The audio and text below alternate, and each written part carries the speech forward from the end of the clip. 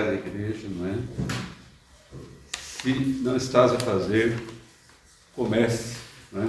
Deus tem bênçãos reservadas aqui, não é? Como tem toda a sua palavra. E aqui é um texto que, através do qual Deus fortalece algo que Ele quer proteger, o casamento, não é? Então, usufrua desse texto e aprenda com o Senhor aquilo que Ele quer ensinar à sua igreja. Abra então, Canto dos Cantos, capítulo 3. Eu vou ler só o verso 6. Depois você manter a escritura aberta, nós vamos estudar, meditar até o verso 11, não é? Final do capítulo. A escritura diz assim, meus irmãos: que é isso que sobe do deserto como colunas de fumaça, perfumado de mirra e de incenso, e de toda sorte de pós aromáticos do mercador? O que é isso? Vamos orar, meus irmãos. Amado Pai, aqui estamos reunidos em torno da Tua Palavra e desejamos muito compreendê-la, Senhor. Que o Teu Santo Espírito ilumine o entendimento de cada um dos Teus filhos, de cada um dos Teus, para que compreendamos e vivamos, ó Deus, de acordo com ela. Não somente conhecimento, mas vida. Ajuda-nos, pois, ó Deus, usa o servo de barro que o Senhor há de usar para a edificação da Tua igreja. Pai, no nome de Jesus, nós oramos com gratidão. Meus irmãos, se fôssemos convidados para um casamento hoje, nós já sabemos mais ou menos o que há de acontecer, não é? Os convidados, eles chegam ao local da cerimônia, o noivo entra e aguarda diante lá do celebrante. A noiva chega depois, percorre o corredor. Se for um casamento evangélico, será acompanhado de uma prédica. Realizam-se os votos, trocam-se as alianças, seguem-se algumas palavras de bênção e, por fim, todos participam da recepção, se tiver. Mas lá no antigo Israel, meus irmãos, o casamento era um tanto diferente desse. O estudioso chamado Fred White, num livro chamado Hábitos e Costumes da Terra Bíblica, ele mostra que o casamento não era marcado por uma cerimônia religiosa formal como a gente tem hoje em dia. Tudo começava, na verdade, antes do casamento. Já era formalizado no noivado. Era feito um compromisso legal, solene, tinha muito valor aquilo. Enquanto depois a noiva esperava, permanecia na casa do seu pai e fazia os preparos para o casamento, cuidava das suas vestes, do adorno, de tudo aquilo que ela levaria para a nova vida.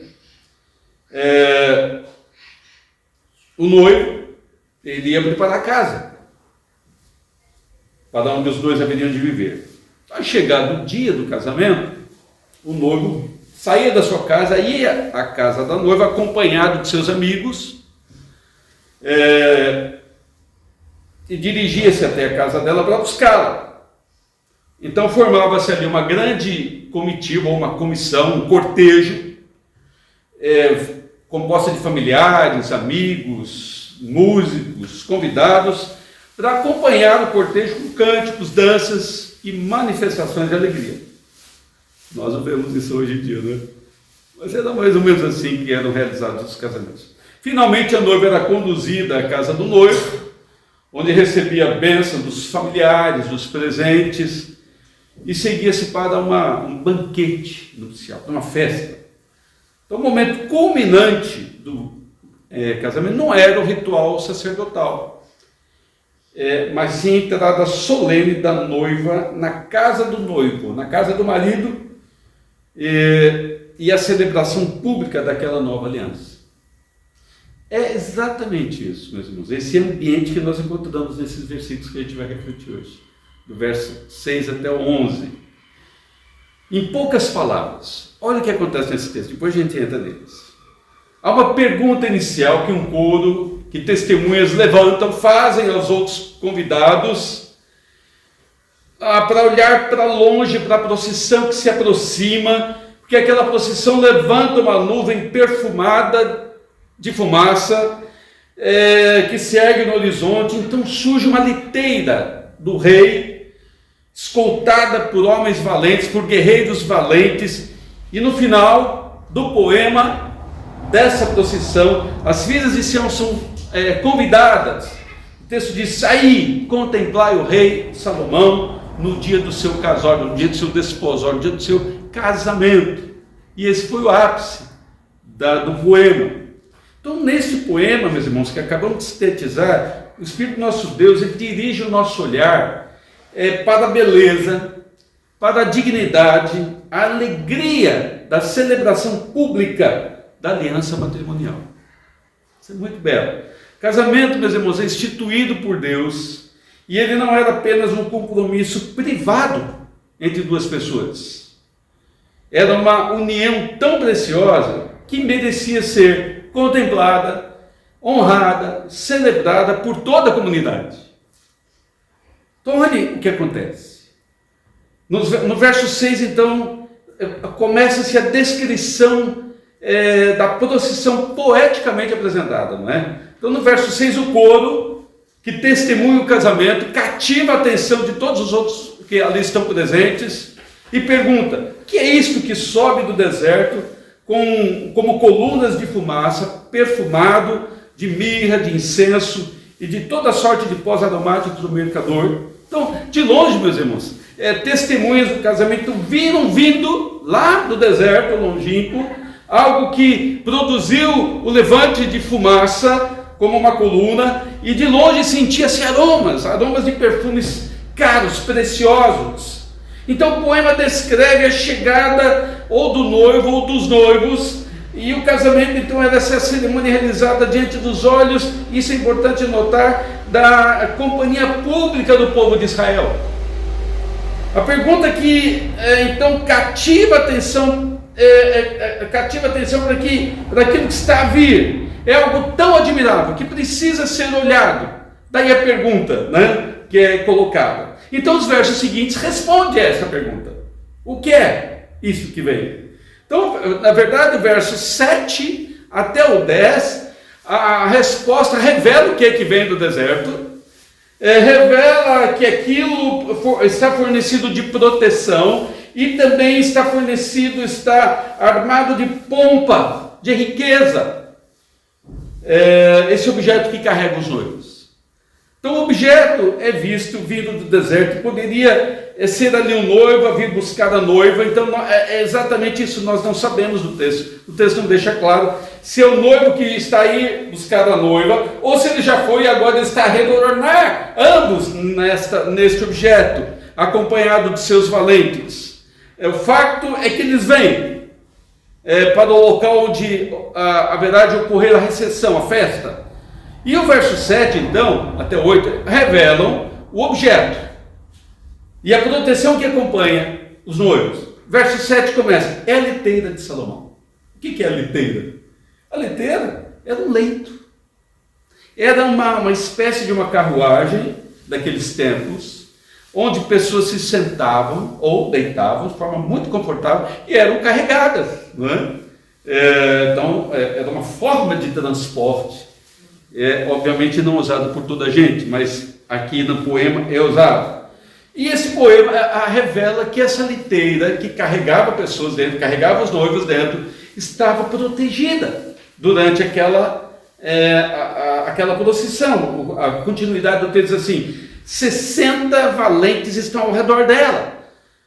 Dos valentes lá de Israel, todos sabem manejar a espada e são destros de guerra. Cada um leva a espada à cinta, por causa dos temores noturnos. Então observe, meus irmãos, que se houvesse qualquer perigo que surgisse a ameaçar os noivos durante a viagem, haveria proteção para os noivos, haveria proteção para o casamento dos noivos. Eles estavam protegidos de 60 homens, e a Escritura não revela coisas vãs, ela está dando detalhes da qualidade daqueles homens. Eram homens valentes, bem preparados prontos para enfrentar os inimigos que viessem ameaçar durante a viagem da noite. Então fala da liteira e fala da proteção da liteira que transporta os noivos. Do verso 9 a 10, nos é revelado quão preciosa era esta carruagem que os carregava, porque diz assim no verso 9, o rei Salomão fez para si um palanquim de madeira de Líbano, fez-lhe as colunas de prata, a espalda de ouro, o assento de púrpura e tudo interiormente ornado com amor pelas filhas de Jerusalém. Observe, é dito que Salomão fez um palanquim. Palanquim nada mais é do que uma repetição, mudando a palavra para falar do mesmo objeto, da liteira, daquela carruagem. Nos é dito que ele que fez ou mandou fazer aquele meio de transporte, e tudo é narrado para nós que ele foi feito com melhor e a mais cara madeira, que era a madeira do Líbano. Suas colunas da liteira eram feitas de prata. Então você passa a imaginar um objeto grande, porque tinha que transportar um casal até deitado, confortavelmente, de madeira preciosa, colunas que poderiam sustentar um teto para cobrir e fornecer sombra, eram feitas de prata, e os apoios de toda essa estrutura eram feitas de ouro. Os assentos interiores, nos narra a poesia, eram de um vermelho, de púrpura, era um corante caríssimo, muito raro, que era obtido de molúsculos marinhos, especialmente provenientes da Fenícia, de cidades como Tiro e de Sidom. O que é que isso está a descrever para nós? Está a descrever algo de grande valor. Salomão, a figura que é evocada aqui nesse texto, ele não poupou gastos para preparar o casamento, percebe? Ele não poupou. Se ele não poupou gastos, ele está a apontar que o casamento é precioso, o casamento é extremamente valoroso. Então, ele preparou tudo com bom de melhor. Então, mas o verso ainda dá ênfase para este fato, porque ele termina ao revelar que a pompa dispendiosa daquele objeto, ou seja, da carruagem, ele também aponta para o casamento, que tudo foi feito, diz o texto, com amor pelas filhas de Jerusalém. Ou seja, não é feito objeto por amor ao objeto, mas é feito objeto com amor pelas filhas de Jerusalém por causa do casamento que estava a ser feito. Então, após falar do objeto, após falar da proteção dos noivos que vem dentro do objeto, e após falar da riqueza focada no casamento em curso, o poema chega no fim. Já terminamos o poema. Chega a seu clímax no verso 11, onde surge o rei coroado para o dia do seu casamento. Diz o texto: saí, ó filhas de Sião. É uma outra forma de falar filhas de Jerusalém, só que enaltecendo ainda mais. E contemplai ao rei Salomão com a coroa com que sua mãe o coroou no dia do seu desposório, ou seja, no dia do seu casamento, no dia do júbilo do seu coração. Era dia de alegria. O dia de casamento público era dia de festa e dia de contentamento. Então a figura de Salomão, mais uma vez, é evocada aqui, meus irmãos, nesse poema do casal, não necessariamente para falar do casamento de Salomão, não é esse o foco, mas o foco é tê-lo como referência daquilo que está celebrado, o casamento público e de grande valor. Então o poema, meus irmãos, começa de uma forma cativante para todos olharem para a procissão do casamento, não foi assim? Vede o que está a chegar. E ele termina com um imperativo, com um chamamento para que as filhas de Sião contemplem esse casamento. Para que o público contemple o desposório, um dia de júbilo e de alegria do coração. Este é o clímax deste poema. Então a pergunta importante a fazer agora é: o que esse texto está a ensinar? Bom, em poucas palavras. Eu vou colocar em poucas palavras, depois vou aumentar um pouquinho, para explicar um pouco. Ele está o poema está ensinando exatamente isso. Ele celebra a sublimidade do casamento. Ou seja, nele, Deus chama-nos a contemplar a sublimidade do casamento, porque foi Ele quem instituiu. O casamento, meus irmãos, foi instituído por Deus e deve ser honrado. Deve ser celebrado como uma união preciosa, protegida e alegre. Isso refletindo a glória do seu propósito para o casamento, apontando sempre para a relação entre Cristo e a sua igreja. Em poucas palavras, é isso que nos ensina o texto. Essa sublimidade, a celebração da sublimidade do casamento. E este fato, meus irmãos, tem implicações para a nossa vida. Este ensino traz reflexões práticas para os casais. Então há algumas implicações práticas que a gente precisa refletir, mas não só. Traz também algumas implicações práticas do nosso relacionamento com o nosso Senhor Jesus Cristo.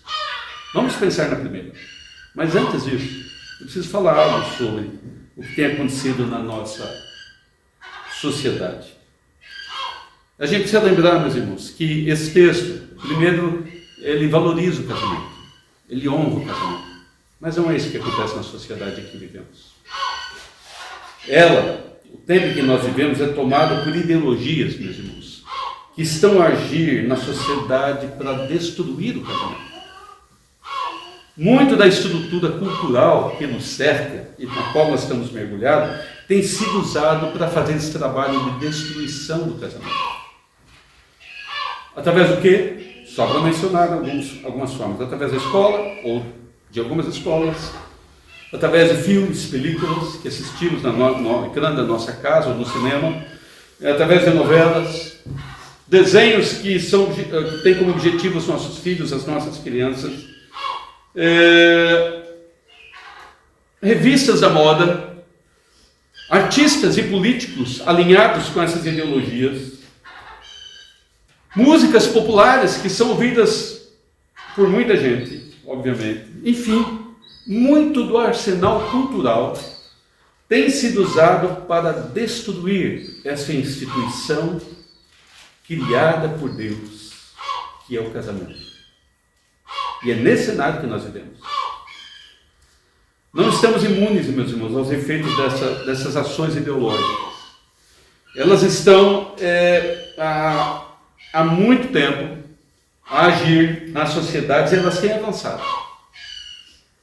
Seus conceitos não são, ou melhor, nos são incutidos lentamente. Nós não percebemos. Vão vindo aos poucos, no decorrer dos anos, ano após ano, esses conceitos anti-casamento são sedimentados em nossa mente, através da estrutura cultural, ao ponto de alguns chegarem a dizer, meus irmãos, que essas ideias são suas. Ao ponto dessas pessoas dizerem, eu sou um livre pensador, ninguém está a me influenciar, eu é que entendo que as coisas são assim.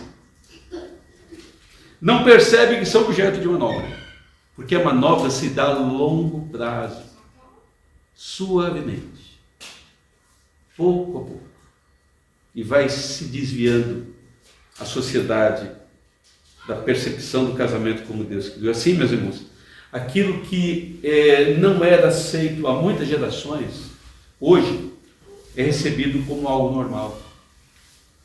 Ao ponto de muitos olharem para o casamento de modo cético, ou seja, duvidando e até mesmo dizendo que o casamento é algo fora de moda, na verdade até desprezível, temos que mudar a sociedade.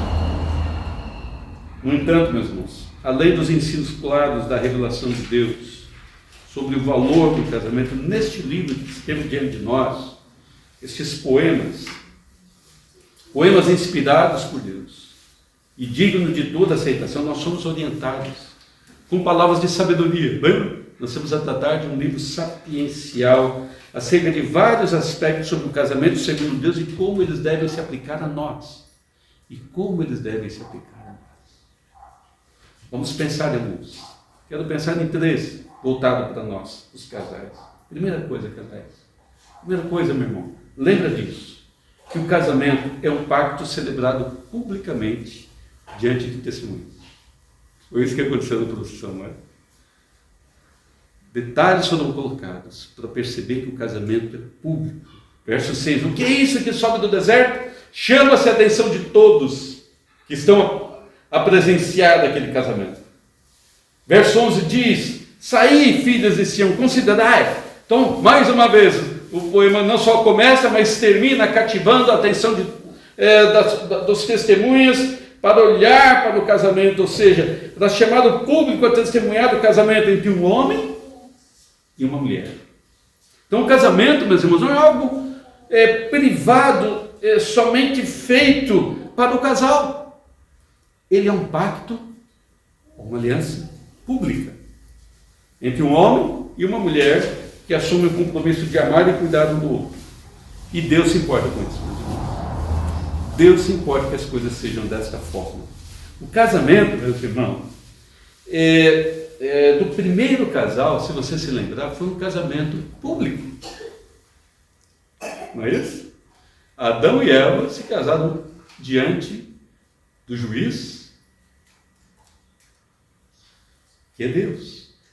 Quando você abre Gênesis 2, verso 24, Deus diz ao casal: havia só Adão. Deus havia dito, então, não é bom que Adão fique só. Adão tinha comunhão com Deus. Mas Adão é uma criatura. E Deus disse, não é bom que a criatura fique sozinha.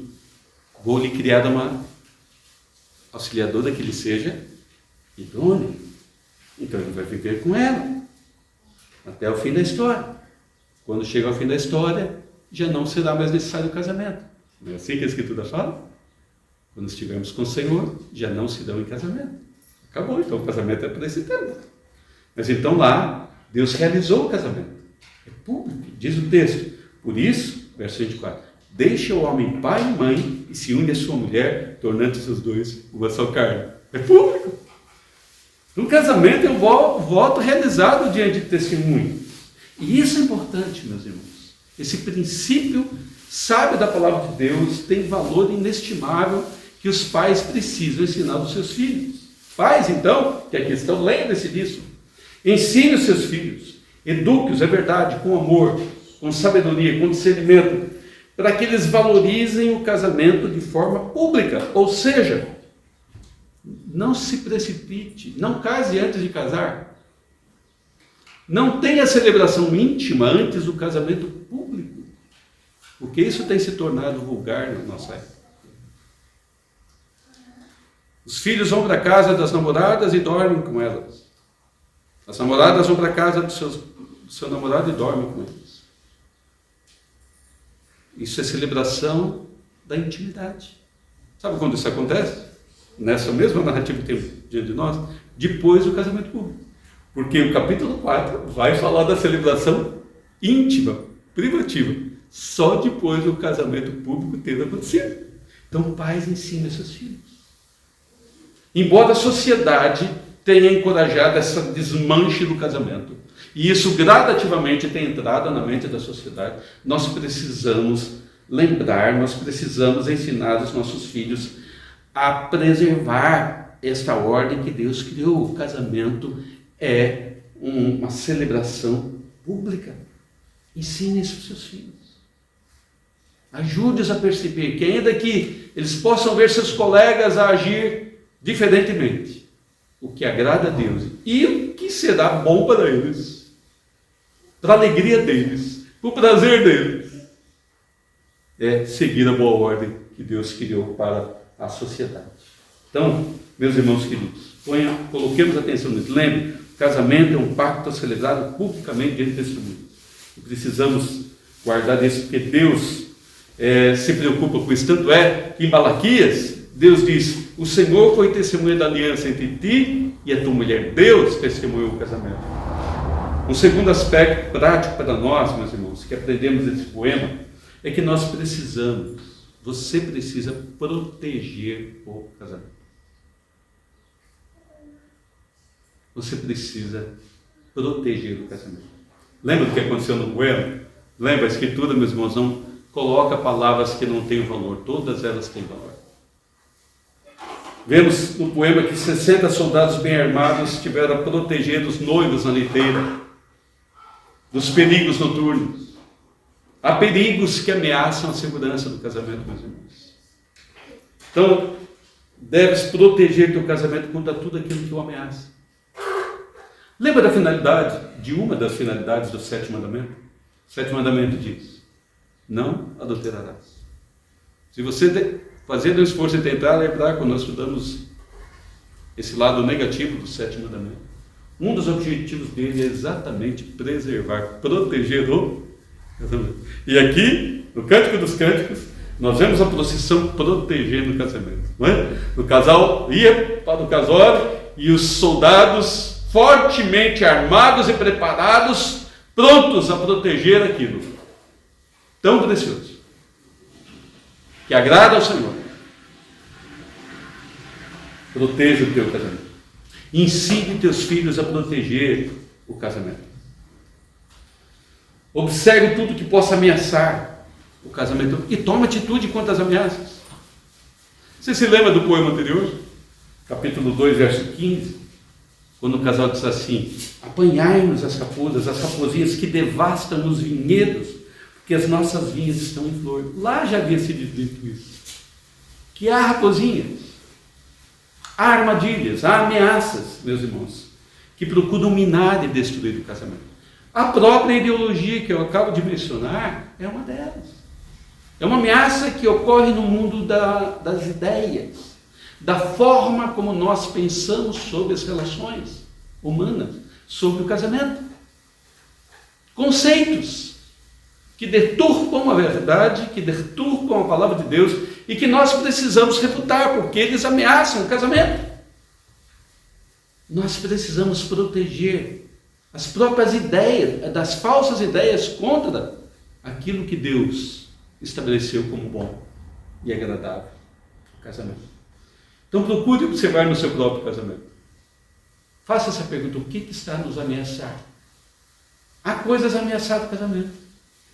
Proteja-se, lute contra. Fuja àquilo que possa destruir ou ameaçar destruir o teu casamento. Por quê? Porque as ameaças existem, elas são reais. Mas eu preciso fazer uma pergunta que leva-nos à terceira aplicação e última sobre as nossas relações conjugais. Por que você deve proteger do casamento das ameaças? Uma é que você protege porque existem as ameaças. Mas por que você deve ainda proteger do casamento contra as ameaças? Aqui vem um outro ensino muito prático, meus irmãos, oriundo dessa palavra de sabedoria. Nós devemos proteger o casamento porque ele é precioso. Guarde essa palavrinha, precioso. A descrição da liteira, daquela carruagem, não é vã. Salomão a compôs de uma forma pomposa. E eu fico tentando imaginar, eu não consigo, obviamente, porque a gente não tem uma fotografia, nem uma maquete daquela liteira. Então a gente procura lançar os olhos sobre como era a mentalidade de Salomão, como ele era dispendioso, como ele não poupou recursos para construir o templo. A própria tradição diz que quando, isso não está na escritura, a tradição que diz que quando um servo de Salomão se apresentava diante dele, era colocado pó de ouro nas vestes dos servos. Então era muito pomposo, era muita riqueza. E quando fala de casamento, então é algo que era o dia da alegria, do júbilo. Nós imaginamos então que Salomão não poupou detalhes para mostrar quão valioso era o casamento.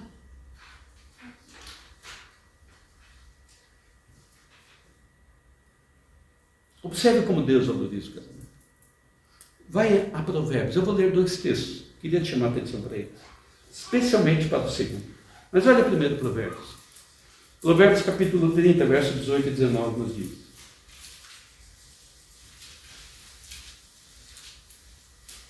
é o mesmo Salomão. É um outro livro de sabedoria. Um outro livro que nos está a dar princípios de sabedoria. E nesse caso concreto ele fala do valor do casamento. E olha a linguagem que ele usa desde o início. Há 3 coisas que são maravilhosas. Eis a palavra. Demais para mim. Sim, a quarta que não entendo. Ele está acrescentando mais uma, que é maravilhosa, e que não tem compreensão bem completa daquilo. O caminho da águia nos céus, o caminho da cobra na penha, o caminho do navio no meio do mar, e o caminho do homem na sua donzela. O casamento. Salomão diz: isto é maravilhoso. Vê o que Deus pensa sobre o casamento. Como ele valoriza o casamento. Vá em Hebreus. Você sabe que o livro de Hebreus ele fala especialmente da mudança da antiga aliança para a nova aliança. E ele vai mostrar como Cristo é superior a todos os elementos da antiga aliança. O sacrifício de Cristo é superior a todas as coisas. Ele é o sumo sacerdote. Depois, o escritor de Hebreus ele procura aplicar isso à vida em alguns aspectos. E uma das formas que ele aplica é exatamente o casamento. Então, no capítulo 13, verso 4, ele diz assim, para os seus leitores, e eu estou ali para nós hoje. Eu leio aqui na versão revista e atualizada. Digno de honra em que todo seja o matrimônio. É bonita a língua grega, meus irmãos. Língua grega e hebraica, elas têm umas características, não é? O grego, ele procura dar precisão no que fala, enquanto que o hebraico, ele procura dar profundidade no que fala. São características diferentes desses conjuntos linguísticos.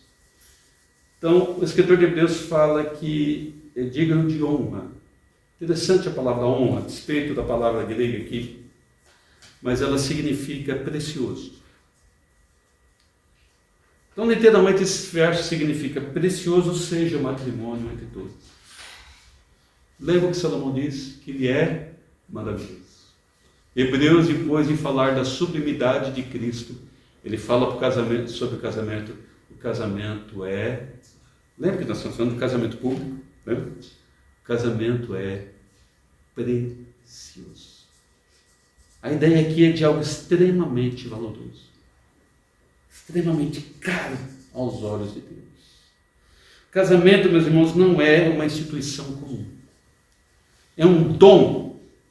É uma instituição criada por Deus, é um dom precioso de Deus para a sua criação, para a humanidade. E deve ser tratado com a maior dignidade, com a maior distinção. Pois é essa que a sociedade, algumas vertentes da sociedade hoje querem destruir. E é interessante a palavra precioso, usada para o casamento aqui no grego. A palavra usada nesse texto é a mesma palavra usada para falar do preço que Cristo pagou pela sua igreja. A gente vai ler mais à frente, lá em Pedro. Mas é também a mesma palavra que Cristo usou para referir-se à igreja como sua noiva. Você vê isso, e eu peço que veja, em Apocalipse, capítulo 21, abra lá. Apocalipse 21, verso 9, 10 e 11. Então, Apocalipse, João na ilha de Patmos, o apóstolo João, o apóstolo do amor, ele tem uma visão acerca do que estava acontecendo e do que ia acontecer. E quem lhe dá essa visão é o próprio Senhor Jesus Cristo. E nesse ponto da visão que Jesus fala a João, ele quer que João perceba acerca da noiva de Cristo. Então Cristo fala a João da sua noiva, que é a sua igreja. E ele fala da sua noiva como... Ele fala da igreja como noiva, como a cidade santa, a Nova Jerusalém. Então, verso 9 diz: então veio um dos 7 anjos, que tem as 7 taças, cheia dos últimos 7 flagelos, e falou comigo, dizendo: vem, mostrar-te-ei a noiva. E ele explica quem é a noiva: a esposa do Cordeiro. O Cordeiro é Cristo. A igreja é a esposa de Cristo. E me transportou em espírito até uma grande e elevada montanha, e me mostrou a santa cidade, Jerusalém, que descia do céu da parte de Deus, a qual tem a glória de Deus. Ele continua falando da noiva. A noiva é gloriosa. O seu fulgor era semelhante a uma pedra, e ele usa aquela mesma palavra, preciosíssimo, como pedra de jaspe cristalina. Você percebeu a relação? Assim como Deus chamou o casamento de algo preciosíssimo, Ele fala da sua noiva, a igreja, igualmente preciosa. Na verdade, aqui é um superlativo. Já que Deus olha para o casamento terreno, que homens e mulheres, algo precioso, nós precisamos proteger o casamento, porque ele é precioso aos olhos de Deus. Ele é precioso e deve ser precioso para você. Embora vivamos em uma sociedade que despreza o casamento. Se você tem sido indiferente ao casamento, se você tem sido ensinado, os seus filhos têm sido ensinados a ser indiferentes ao casamento, é necessário mudar isso. É necessário voltar os olhos para a Escritura e perceber que Deus tem na mais alta conta o casamento. E nós precisamos valorizá-lo, protegê-lo. Então, meus irmãos, isso também tem aplicações na nossa relação com Cristo. Observe isso. Duas pessoas podem conhecer-se, amar-se. No entanto, seu casamento constitui-se numa aliança que é publicamente celebrada, não é assim? Ele pode amar-se na intimidade, mas à luz da palavra de Deus, o seu casamento deve ser realizado publicamente. Há uma celebração pública que precisa ser feita. Essa união, ela é publicamente anunciada e percebida pelos testemunhos. Isso também acontece na nossa união com o nosso Redentor Jesus. Nós que somos a noiva de Cristo, nós que cremos no Senhor Jesus Cristo. Nós precisamos, quando adentramos essa relação com Cristo, ou seja, quando agora passamos a ser um com Cristo, quando passamos a ter essa relação pública com o Senhor, isso precisa ser chamado a atenção, isso precisa ser declarado. Isso precisa ter testemunhas. É o que nós chamamos de profissão de fé. E a Escritura chama de confissão de fé. De confessar a fé. De confessar a fé publicamente. De confessar que você está ligado a Cristo. De que Ele é o teu Senhor. De que Ele é o teu... Não fala literalmente assim, mas de que Ele é o teu marido. Isso é importante, porque se ainda não fizesse a profissão de fé, você precisa celebrar este aspecto, fazendo a profissão de fé, dizendo ao mundo que você tem uma relação com Jesus Cristo. Cada um de nós, meus irmãos, cada um de nós, que fazemos parte da Igreja de Cristo, em algum momento da nossa história, nós conhecemos o Senhor. Em algum momento da nossa história, nós cremos nele, nós passamos a esperar nele, a descansar no Senhor Jesus. E nós passamos a perceber que Jesus é tudo para nós. Como foi mencionado no culto, em algum momento. Nós percebemos que sem Ele nós nada podemos fazer, nós não somos nada sem o Senhor. Nós não vivemos sem Cristo. Como Ele disse, sem mim nada podeis fazer, nós temos essa percepção. Isto é, nós amamos o Senhor. É algo privado, é algo que está no nosso íntimo. Mas o nosso amor por Ele não é um assunto somente privado. É um assunto público. É um assunto que precisa ser revelado ao mundo. É um assunto que precisa ser revelado às testemunhas. E Deus mesmo nos chama a fazer isso. Assim como o casamento é público, o nosso casamento com Cristo também é público. Abra o texto de Mateus, ouça Jesus. Esse é um dos textos dos vários evangelhos, falarão, repetirão, com palavras tanto quanto diferentes, aproximadas desta palavra de Mateus, em Mateus. São palavras do nosso Redentor Jesus. Mateus 10, 22 e 20, Mateus 10, 32 até o 33. Diz o texto, diz o Senhor Jesus: portanto, todo aquele que me confessar diante dos homens, confessar diante dos homens, é uma confissão pública. Confessar Jesus diante dos homens é uma confissão pública. significa? Você está a dizer para os homens, diante dos homens, eu creio em Jesus, Ele é o meu Senhor, eu o amo, eu sou dele e Ele é meu, Ele é a minha vida. Então, portanto, todo aquele que me confessar diante dos homens, também eu confessarei diante do meu Pai que está nos céus. Mas aquele que me negar, não é neutralidade, mas é negação. Aquele que me negar diante dos homens, também eu o negarei diante do meu Pai que está nos céus. Ou seja, aqueles não têm relação comigo. Aqueles não são minha noiva. Aqueles que confessam, eu confesso ao Pai. Esses são meus. Aqueles que negam, esses não são meus. Esses não fazem parte, não estão unidos a mim. Não têm comunhão comigo. Olha Paulo. Interessante que o texto que nós vemos de Paulo, porque Paulo une a celebração, a confissão pública e a privada, a íntima. Ele juntou as duas. Abra lá Romanos. Esse livro tão rico em doutrina, sobretudo a justificação pela fé, capítulo 5.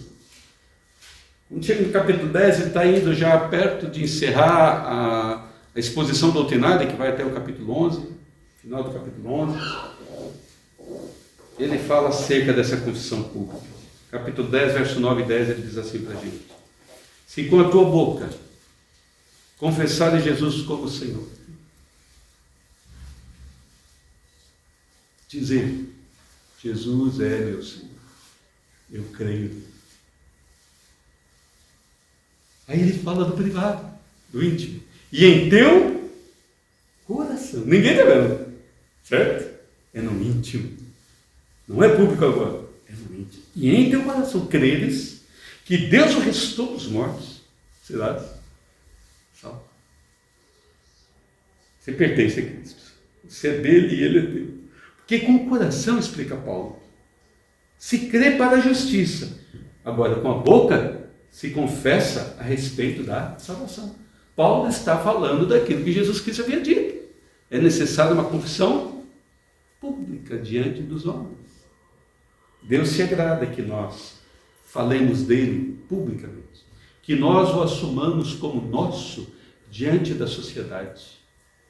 Diante do público, meus irmãos. Então, queridos irmãos, se você ainda não fez, celebre publicamente tua união com Cristo.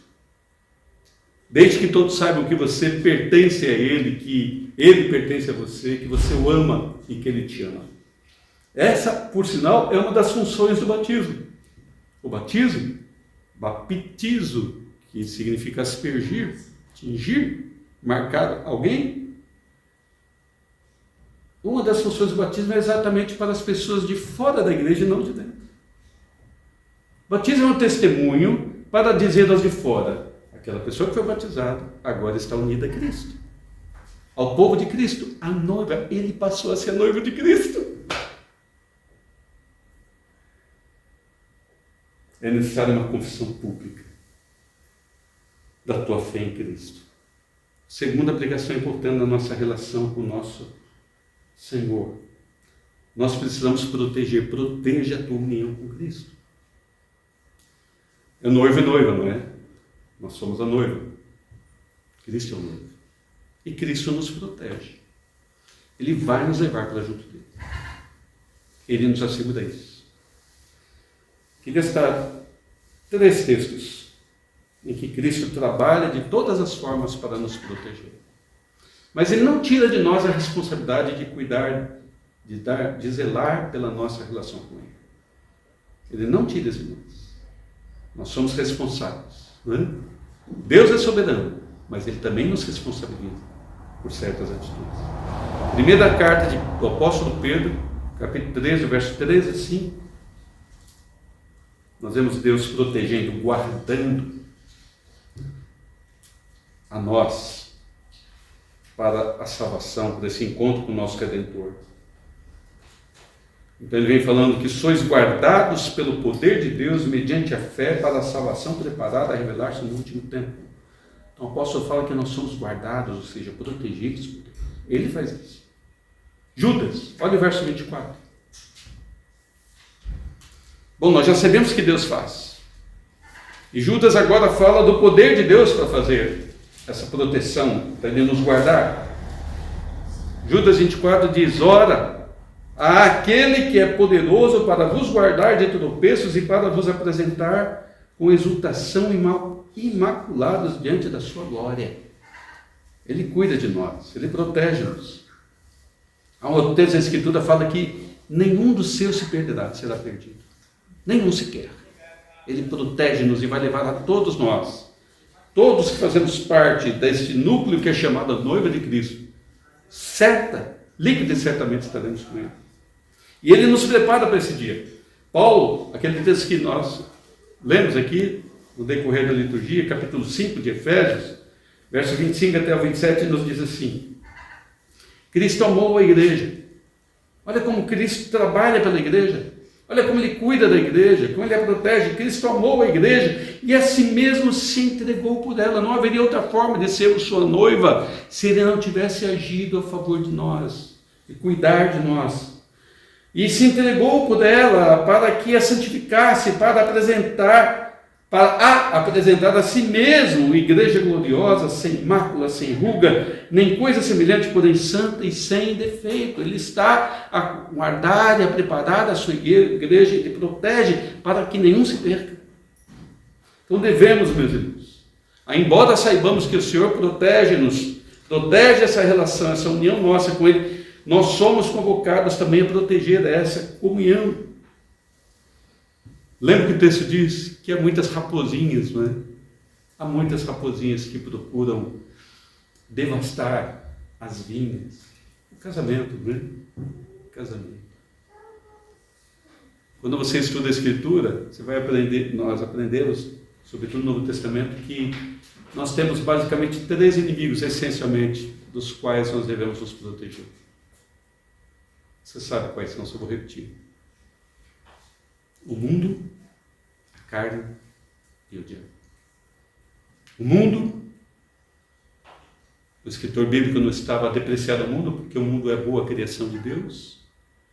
Mas está falando daquilo que é mal no mundo, daquilo que perverte os valores de Deus, aquilo que sufoca a verdade pela injustiça, conforme Paulo fala nos primeiros capítulos de Romanos. E depois no capítulo 12, verso 1 até o 3, ele vai falar: olha, não vos conformeis com este século, ou seja, com este mundo.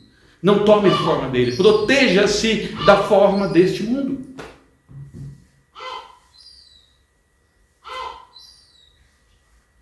Não vos conformeis com este século, mas transformai-vos pela renovação da vossa mente, para que experimenteis qual é a boa, perfeita e agradável vontade de Deus. Então proteja a tua relação com Ele. Se você protege essa relação, se você cuida para que a tua mente não seja encharcada de valores anticristãos, se você cuida da tua mente, do teu coração contra as seduções que procuram te afastar de Deus, você vai experimentar essa relação, este pacto, essa aliança que há entre Deus e nós, entre nós e Ele. Quantas seduções, meu irmão? Pare um pouquinho para pensar. Estude lá, por exemplo, o Salmo 73, lembra dele? O escritor era Asaf, um cantor do tempo do Antigo Testamento, um levita. Então a Escritura nos fala, no Salmo 73, que Asaf era um homem, nos descreve Asaf como um homem piedoso, que lavava a linguagem usada, que ele lavava as mãos da iniquidade. Homem temente a Deus. Ele começa aquele texto dizendo: Deus é bom, mas para ele chegar naquilo, ele escorregou muito, meus irmãos. Ele foi sujeito à sedução dos dias em que ele vivera. O que aconteceu? Aconteceu que ele começou a olhar para os ímpios e comparar os ímpios consigo mesmo. E dizia: como é que pode? Eu sou um homem temente a Deus, dedicado, que ama o tempo, embora ele estivesse afastado do tempo naquele momento. E não prospero materialmente falando. Mas eu olho para o ímpio que zomba de Deus e ele vive sobejamente, abundantemente, cheio de prosperidade. Parece injustiça. E ele estava seduzido e se afastando de Deus. E ele fala que as entranhas se lhe comoveram, os seus intestinos, ele sentiu dor só de pensar naquilo, até que um dia ele voltou para a casa de Deus, do santuário do Altíssimo. Do santuário é a palavra usada lá, se não me dá a memória do verso 15. Então, quando ele entrou no santuário, diz a Escritura, diz Asaf, então aí eu atinei com o fim dos ímpios. Aí eu caí na realidade, aí eu voltei à sanidade espiritual, aí eu entrei nos eixos e não cedi mais à tentação, à sedução do pecado, dessa comparação ridícula de me comparar com o ímpio. Daí ele dizer que Deus é bom, que Deus o sustenta em todo o tempo, ainda que na presente era ele não levasse uma vida próspera como os ímpios estavam a levar. Seduções, meus irmãos, seduções dessa vida. Nós precisamos proteger a nossa relação com Deus das seduções dessa vida. A Escritura fala que tudo é lícito, não é? Mas também diz, nem tudo convém. E eu não me deixarei levar por nenhuma delas. Nós podemos quase que de tudo, meus irmãos. Mas não podemos nos deixar levar por esse quase de tudo. Nós não podemos permitir que qualquer coisa afaste o nosso coração de Deus, o nosso amor, a nossa comunhão com Deus. Hoje é algo e eu me afasto, hoje é alguma coisa mais que se apresenta, que vai me seduzindo, são valores que vai me afastando de Deus, ou são as pressões da vida, são os sofrimentos da vida, e eu passo a gradativamente, lentamente afastar-me do meu noivo, do meu Redentor. Então proteja a tua comunhão com o Senhor. Ponha guardas no teu coração e na tua mente. Ponha guardas na sua mente. Nós guardamos essa união permanecendo fiéis à palavra do nosso Deus, amando a palavra, perseguindo a santidade. Hebreus, lá no final, perto do capítulo 12 ou 13, ele vai falar, seguir a santificação, a qual é uma promessa. Ninguém verá o Senhor. E seguir significa persiga, casse, lute por ela, lute pela santificação, lute para andar com o Senhor. É necessário esforço, é necessário que nós desejemos isso, meus amados, segui-lo, estar com Ele, confessando-o publicamente, não temendo os homens.